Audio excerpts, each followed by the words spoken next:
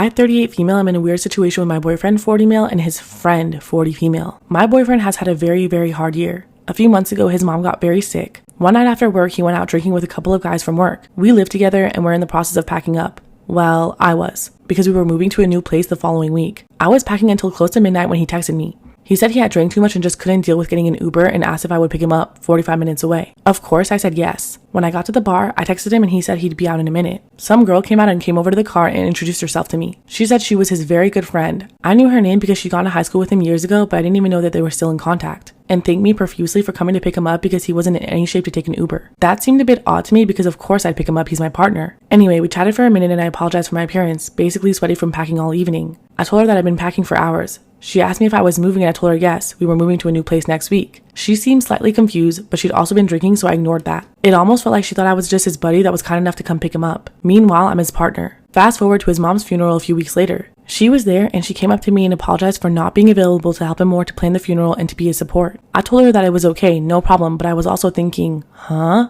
We didn't really need any help or support, but whatever. I thought she was just trying to be nice. A few weeks later, I noticed on Facebook that I could see him responding to someone in a thread, but I couldn't see who he was talking to. I asked him and he said that he was talking to her. I couldn't see her replies because she had blocked me. I use social media extensively for work and I know how it works, obviously. I told him that she'd blocked me. He texted her and asked her if she had, and she lied. As soon as he asked her, she unblocked me. I told him that it was very strange and he said, nah, it's obviously some glitch. Okay, whatever. Then a week later, I noticed the same thing and realized that she blocked me again. I honestly have no clue what to think about all this. It all seems very, very odd.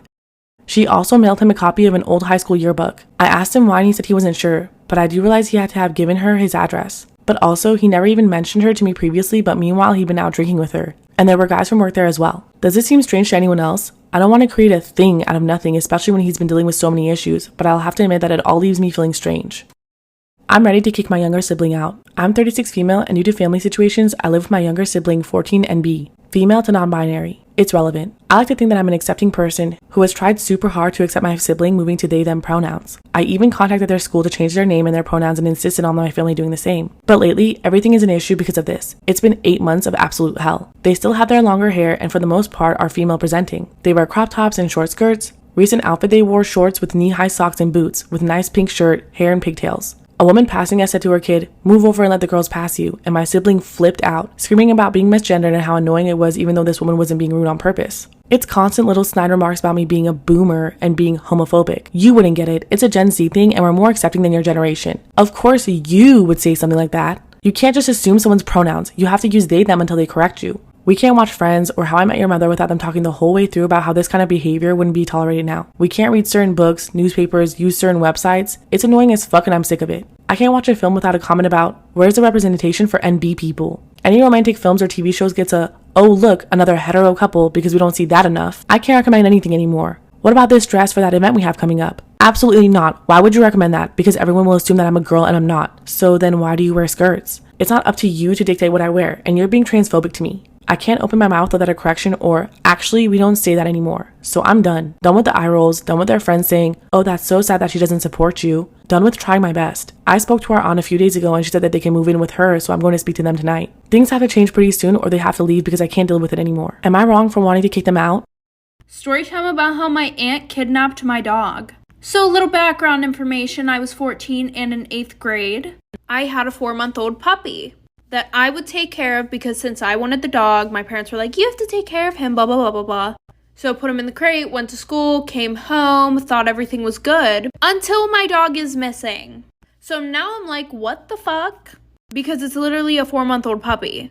Anyways, I searched around the house to see if he maybe escaped or he was hiding under the beds or something, but he was nowhere to be found. So I asked the neighbors to keep a lookout for him and even put up missing posters everywhere. And when my parents got home, I told them the situation and they were like, oh, honey, he probably ran away, but he'll probably be back tonight. Yeah, fast forward 5 hours, he still wasn't home. So my dad was like, go to sleep. He'll be back in the morning. So I went to sleep, or I tried, but then I couldn't sleep, so I got up and got some melatonin. Like for part 2. Part 2 about how my aunt kidnapped my dog. So like I said, my dad was like, go to sleep, and I went to try to go to sleep, but I couldn't because my dog was freaking missing. So I go downstairs to get some melatonin when I hear my dad talking shit on the phone to my aunt.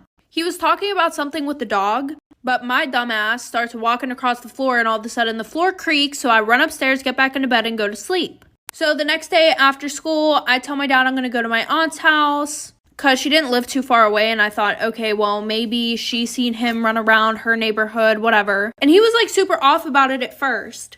But he was like, fine, whatever, go to your aunt's house. So I get to her house and I walk in and I hear dogs barking. One dog, because she didn't have any fucking dogs. And I walk over to the backyard and what do you know, my puppy is sitting in her fucking backyard. So I brought my dog home and told my dad. And he got really mad. It turns out he didn't even want the dog in the first place, so he gave her to my aunt. He apologized and we're good now, but Am I the asshole for taking my wife's side after she screamed and cursed at my mom? I, 33 male, am married to my wonderful wife, Melody, 29 female. She is currently pregnant with our first child together. I also have a 6-year-old daughter, Tina, whose mother I split 50-50 custody with. So I know what Melody needs in order to feel supported while she carries our child. I've been spending a lot of time making sure she's comfortable and taking on more of the load at home so she's not doing too much. My mother and Melody don't get along, and my mom didn't like my ex either. She's very nitpicky about Melody and how much she does around the house and how emotional she is. The fact that she wants to be a stay-at-home mom and it just seems like nothing Melody does is okay. Am I the asshole for taking my wife's side after she screamed and cursed at my mom? I stand up for her and do not just allow my mom to talk down on her. Today, before picking up my daughter from summer camp, Melody went to 3 different grocery stores to find rotisserie chicken. She's been talking about it since last night and really wanted one. She sent me picture messages documenting her quest for the chicken and finally found it. My girl was happy. She was planning on serving that with some other basic sides for dinner, which is perfectly fine by me. My mom came by to see Tina and started telling Melody the chicken is bad for her and she shouldn't be eating that pregnant. Melody says she usually eats healthy and just wants one thing she's craving. Am I the asshole for taking my wife's side after she screamed and cursed at my mother? My mom went on about how unhealthy it was and said she needs to eat something else. Melody said no and went to the backyard to FaceTime her family out of state. When she came back, my mom had thrown out the food and ordered takeout. A salad for Melody and pizza for everyone else. My mother told her she needs to start being a responsible mother and eat correctly for the baby. Melody screamed, "What the F is wrong with you? Why are you always such a bitch to me?" She then cried and called me home. After hearing the story, I told my mom to leave and not to come back until she apologizes. Then my mom said I'm choosing another woman over her. Am I the asshole for excusing myself to throw up when my boyfriend's family gave me meat knowing I was vegan? I've been vegan for 10 years and vegetarian for 3 before that. One thing to know is that after not eating meat, a person can't jump right back into eating it without serious unpleasant digestive issues.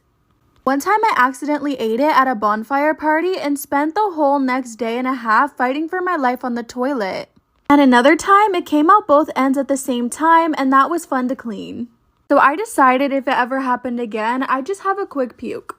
Well, last week I was visiting my boyfriend's family who always gives me crap about being vegan. You know where this is going.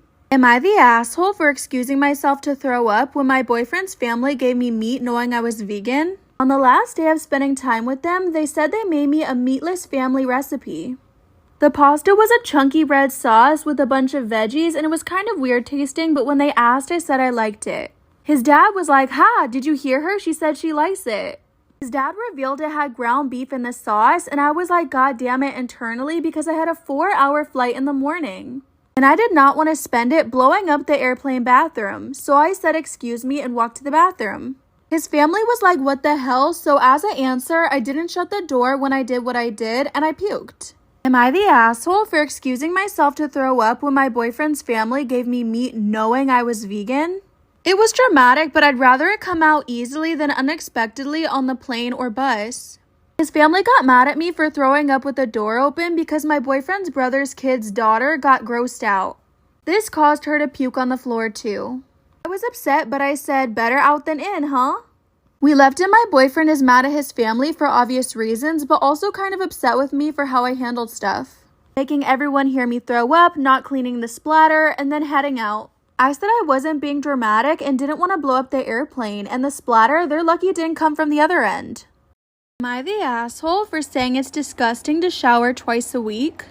For context, my boyfriend's sister was complaining to me that her boyfriend has stinky skin down there. We're quite close and I never repeat this stuff to her brother. I asked her if he cleans under it when he showers, to which she said yes. Then when I asked her how many times a week he showers, she said 2. Personally, I shower once a day. Maybe I'll miss the occasional day in a week if I'm really tired, but usually once a day. To this I said, that's disgusting. Twice a week is nowhere near enough. Then she got super offended and hurt because she only showers twice a week too.